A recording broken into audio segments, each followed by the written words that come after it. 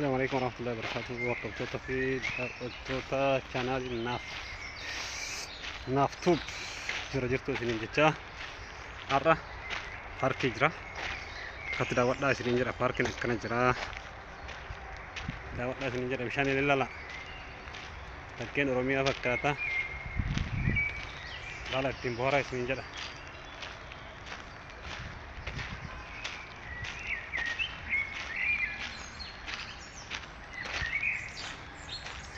Bosona keessa deemaa jira. Akka isiniif iddoo paarkiiti jechuudha.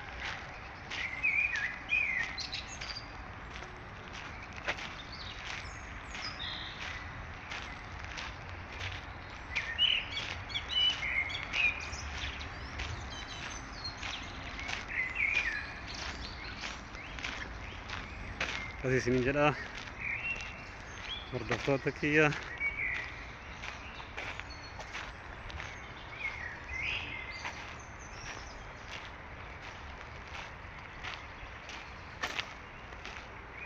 Amma dhumaatti nama waliin turaa isiniin jedha.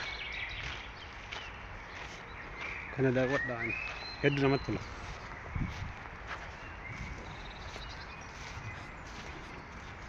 Akka isiniin jedha kun amma iddoo ijoolleen itti taphattu.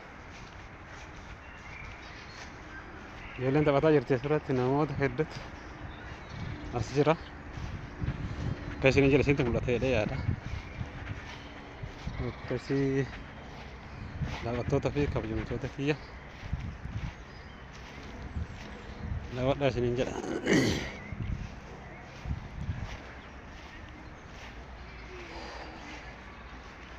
Bakka kanatti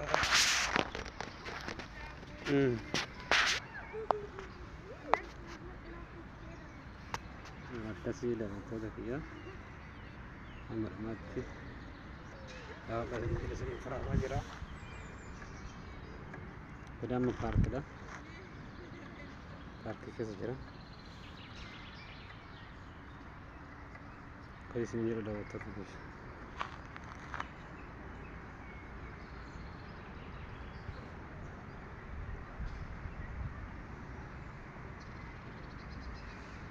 Garmaatti daawwadhaa isiniin jedha.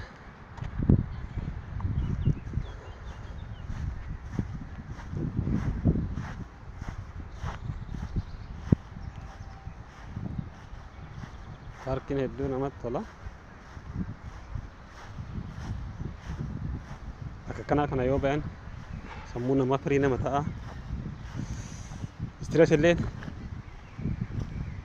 namarraa bada. Akkasii isiniin jedha. Iddoo akkana kana deematti sammuu keessa firii godhaa isiniin jedha daawwattoota fi kabajamtoota kiyya.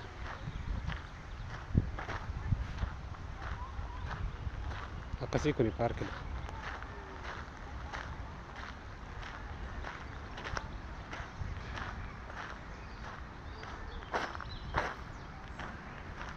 Isinitti mul'ata jedhee yaada.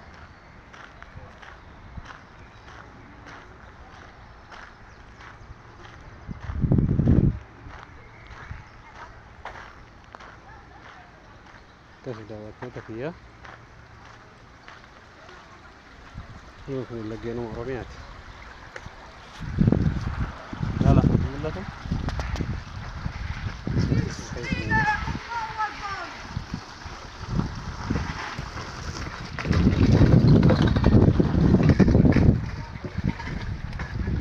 Akkasii fi kabajamtoota chaanaalii kiyya daawwadhaa isiniin jedhaan gaariidha.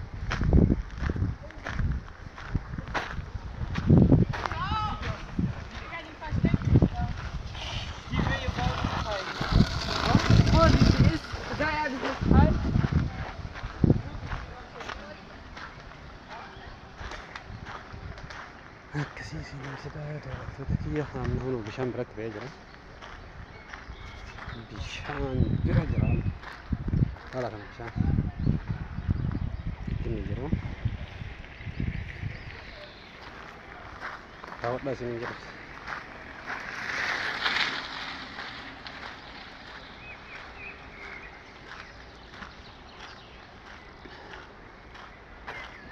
Akkasii daawwattoota fi kabajamtoota kiyya akka isinitti tolu abdii guddaan qaba.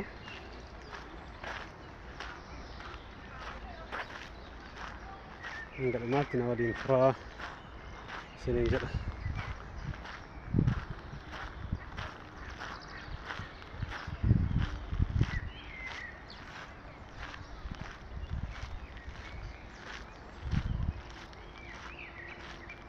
Namoonni nu akkatti gamaa gamanaan kun irra yaa'aa kun ni taa'aa akkasuma gamanallee kanatti as keessa yaa'a bishaan laga keessa jechuudha. Akkasii daawwattoota fi kabajamtoota kiyya hanga dhumaatti daawwadhaa isiniin jedha. Baay'ee bareeda bishaan kunoo namni suuraa kanarra jechuudha naanna'ee akkanatti taa'a. Akkasii daawwattoota fi kabajamtoota kiyya akka isinitti tolu bakkeetti akkasiin qabu bosonni illee kana fakkaata. As keessa illee kunoo yoo isin agarsiise jala kana jechuudha. Amma kana keessa illee gabbu'e bishaantu jira. Bishaan akkatti laggeen Oromiyaati jechuudha. Akkasii viidiyoo isinitti dheeressu kanaaf waan waliin turtaaniif hedduu galatoomaa isiniin jedha. Hanga viidiyoo biraatti walitti deebinutti. Assalaamu alaikum warahmatullahi wabarakatuh.